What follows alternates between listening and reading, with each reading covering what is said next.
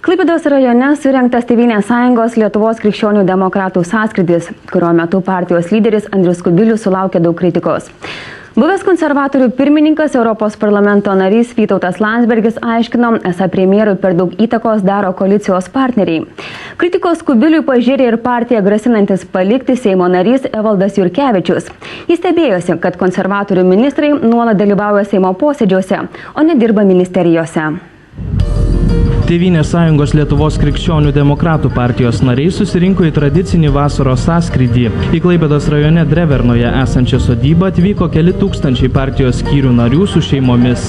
Kol sąskrydžio dalyviai džiaugiasi kaitrė saulė ir gaivinosi greta esančiame Vilhelmo kanale, partijos taryba rinkosi į posėdį. Premjeras Andrius Kubilius negailėjo pagyrų vyriausybei.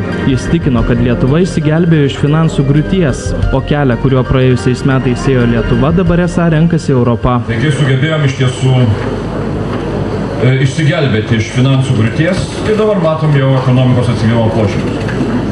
Tai apie tai kalbės Dainius Kreivys, bet skaičiai tikrai yra kai kurie įspūdingi ir stebinantis, nestulbinantis. Tiesa, vėliau į tribūną kylant partijos tarybos nariams, premjero veidą puošusi šypsena dingo. Bene daugiausiai kritikos Tėvynės sąjungos Lietuvos krikščionių demokratų lyderiui pažėrė partiją palikti grasinantį Seimo narys Evaldas Jurkevičius. Parlamentaras piktinosi, jo konservatorių ministrai užuot dirbę ministerijose nuolat dalyvauja Seimo posėdžiuose. Sekantis nonsensas, gerbiamas premjeras Andrius Kubilius. Ar gal aš klystu, gal tai Seimo narys, rodantis pavyzdį, kaip lankyti posėdžius, supraskite kaip norite.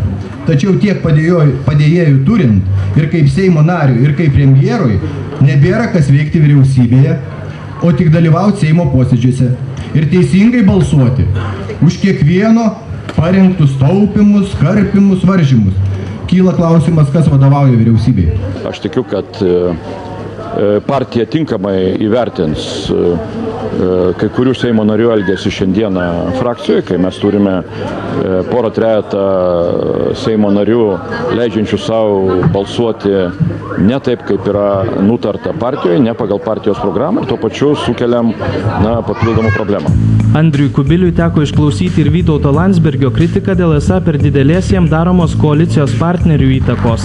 Europarlamentaras neslėpė apmaudo, jog partijos vadovybė atsainiai žiūri į jo vadovaujamo politikos komiteto patarimus ir sprendimus. Piktinosi, kad per didelę įtaką partijai daro liberalai. Jeigu kas nors neteisingai visiškai ten kritikuojant, tada galima sakyti užsipuolė, o jeigu yra kitų minčių, tai kodėl nepasikalbėti. Vis dėlto po posėdžio net ir sulaukęs aštrios bendrapartiečių kritikos, premjeras neprarado optimizmo. Mes lietuviai esam laimėję ir Durbės mūšį, ir Žalgirio mūšį, laimėsim ir kitus mūšius.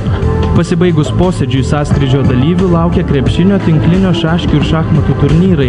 Nuo vakare susirinkusios su savo dainomis džiugino Stasys Povilaitis. Tėvynės sąjungos Lietuvos krikščionių demokratų partijos sąskrydis truks iki sekmadienio. Reporteris Paulius Vindžigalskis, Dreverna, Klaipėdos rajonas.